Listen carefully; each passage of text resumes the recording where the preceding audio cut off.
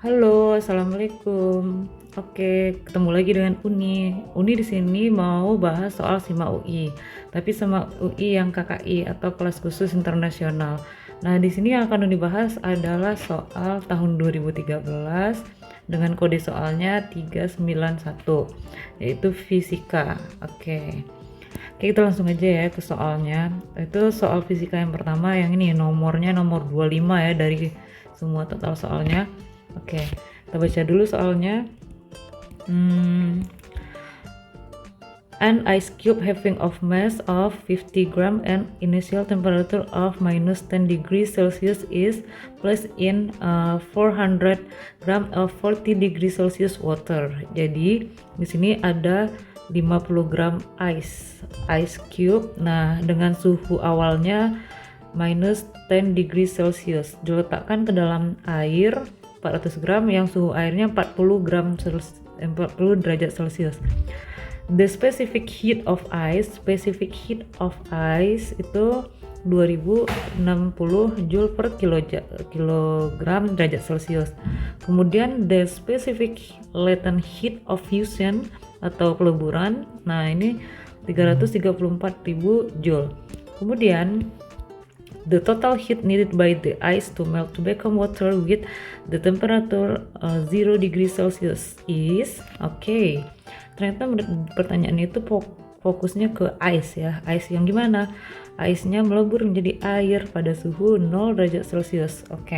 Walaupun di sini terjadi percampuran antara ice dan water, tapi dia fokusnya ke total heat yang diterima atau yang dilakukan pada si ice. Ini bisa kita catat dulu aja ya, diketahuinya. Jadi fokusnya ke ice ya. Nah, apa yang diketahui oleh ice ini? Pertama, masanya 50 gram. Kita ubah dulu ke kilogram guys. Berarti kita bagi 1000. Ini kan 50 dengan 100-nya kan jadi 2 ya di bawahnya. Berarti 1/20 kilogram. Kemudian specific heat itu kalor jenisnya 2060 Joule per kilogram derajat Celcius. Kemudian the specific latent heat itu L alias kalor lebur 334.000 Joule per kilogram.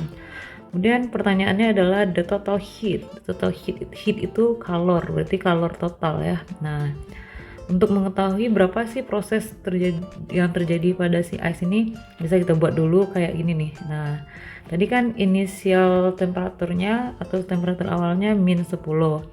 Terus sampai menjadi water semua pada 0 derajat Celcius. Berarti ada berapa tahap yang dilaluinya? Berarti dari -10 si ice itu harus naik dulu sampai menjadi 10. Kemudian udah nyampe 10 dia barulah terjadi peleburan. Berarti ada 2 ya, Q1 dan Q2. Langsung kita hitung aja totalnya. Berarti Q total sama dengan Q1 ditambah Q2. Q1 ini kan terjadi perubahan suhu. Kalau perubahan suhu rumusnya Q macet, M C delta T, tambah kalau peleburan rumusnya M kali L kali latent heat atau kalor lebur. Masanya tadi yang udah kita ubah ke kilo 1/20. Ini 2060 ini. Nah, ini dia temperaturnya itu berubah dari -10 ke 0, berarti delta T-nya 10. Kita tulis dulu 10 tambah masanya tadi 1/20. L-nya 334.000. Nah, ini bisa kita coret aja dulu gitu. Nolnya 2, nolnya 1 ding. Nolnya 1. Ini nolnya 1.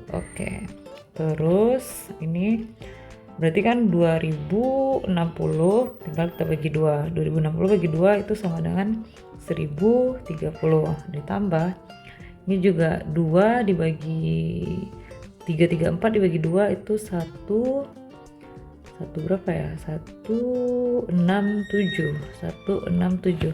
Berarti 167. Nah, gitu ya. Lalu kita jumlahkan. Berarti kita taruh di sini dulu aja ya. Nah, berapa nih? 1030. Kita jumlahnya di sini aja. 03771. Oh, ternyata hasil akhirnya adalah 17.730 Joule. Nah, ini kita hapus lagi. Oke, atau jawabannya adalah yang D. Nah, bagaimana?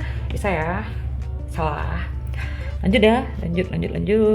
Nomor 26 nih, the quartz crystal used in an electric watch vibrate with frequency of 32.768 Hz. Oke. Berarti ada frekuensi 32.768. Lalu pertanyaannya the period of crystal motion.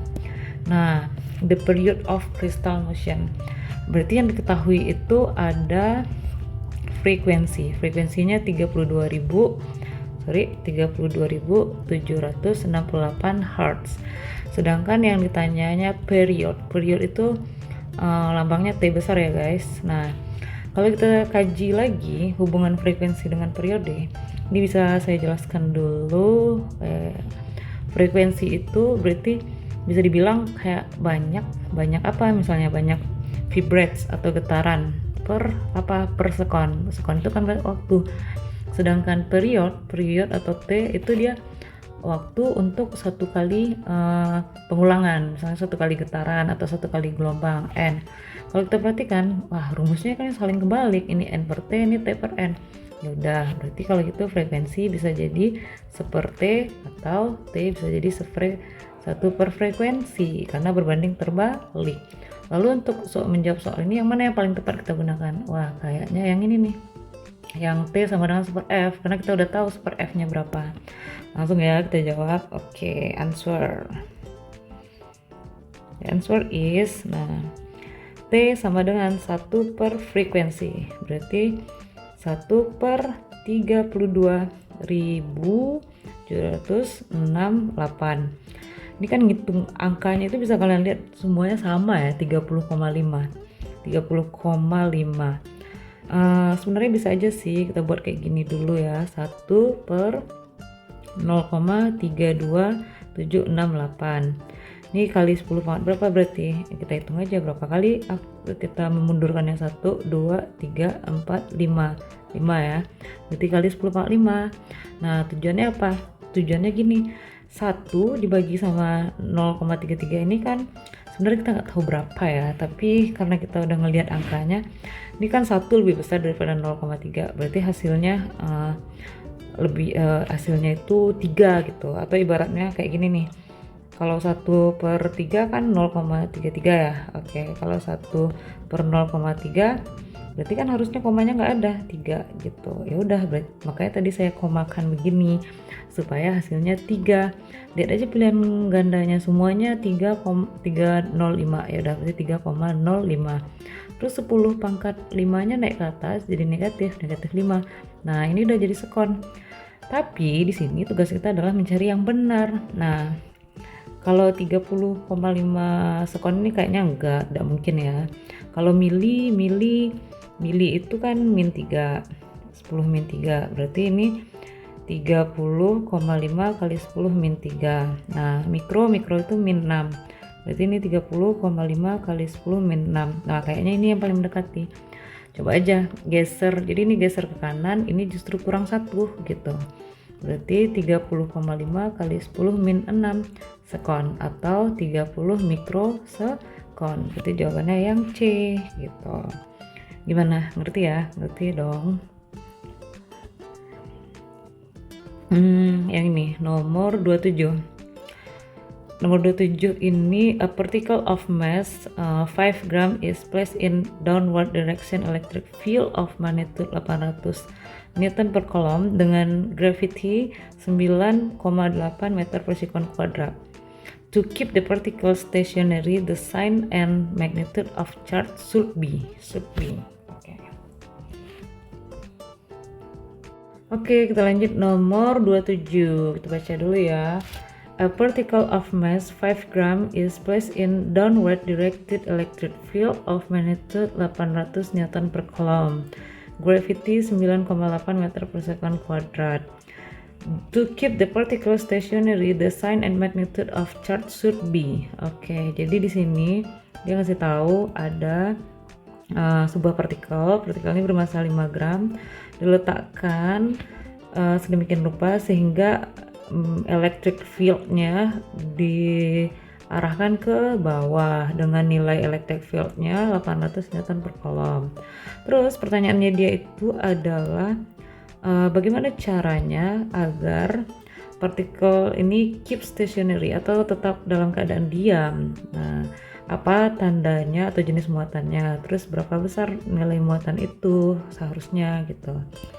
Oke, di sini sebenarnya kita kan nggak tahu jenis muatannya itu apa ya. Oke, misalnya ini muatannya positif, berarti ada muatannya tidak langsung dikasih tahu positif. Oke, ini misalnya partikelnya, belum tahu muatannya. Partikel ini kan punya gaya berat ke bawah ya, massa kali gravity. Berarti to keep stationary harus ada lawan dari gaya berat ini. Lawan dari gaya berat itu berarti harusnya gayanya ke atas, F. Oke. Nah, F di sini adalah gaya listrik gitu. Dimana gaya listrik itu seharusnya Q1, Q2, aduh apaan sih, lupa gua.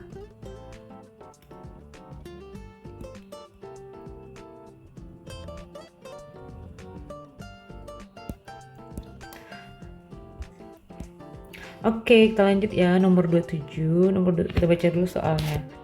A particle of mass 5 gram is placed in downward directed electric field of magnitude 800 Newton per coulomb, gravity 9,8 meter per second kuadrat. To keep this particle stationary, the sign and magnitude of charge should be. Oke, berarti di sini di soal ini dia ngasih tahu ada sebuah partikel masanya 5 gram diletakkan dengan medan listriknya. Ini electric field, ini medan listrik arahnya ke bawah dengan nilai medan listriknya sendiri 800 Newton per coulomb. Gravity yang digunakan 9,8. To keep the particle stationary. Nah, ini kuncinya nih, to keep the particle stationary. Berarti partikelnya ini harus tetap dalam keadaan diam. Maka muatan itu harus bertanda apa? Terus besar muatannya itu harus berapa? Besar muatannya berapa? Oke. Ya udah, untuk menjawab soal ini kita buat dulu aja sketsanya. Misalnya ini gambar partikelnya, bulat aja ya. Oke. Partikel ini punya massa. Setiap yang bermassa pasti ada mengalami gaya berat W, di mana W ini adalah massa kali gravity.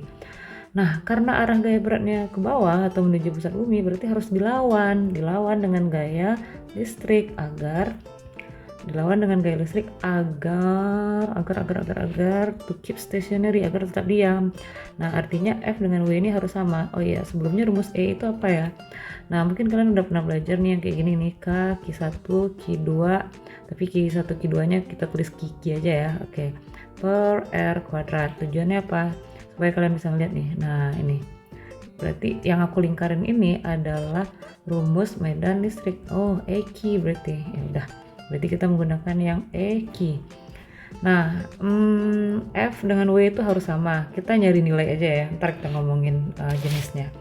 Berarti to keep stationary, F itu harus sama dengan W agar sigma F 0. Jadi sigma F 0 ini dia akan diam atau stationary. Nah, tadi apa ini EQ? Ini apa? Massa kali gravity. Q berarti apa? Massa kali gravity dibagi dengan E. Oke, kita masukin aja angkanya 5. Jangan lupa 5-nya ini pakai gram guys. Gram itu 10 pangkat min 3 ya, supaya jadi kilogram. Yang lain-lain udah benar sih satuannya.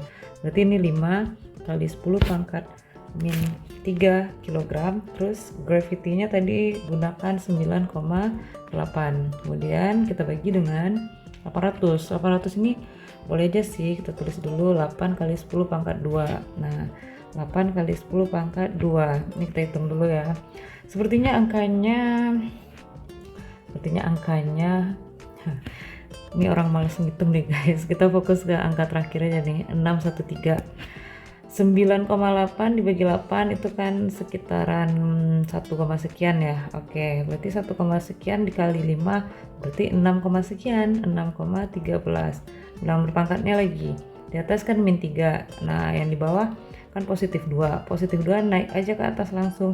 Jadi bertanda negatif 2.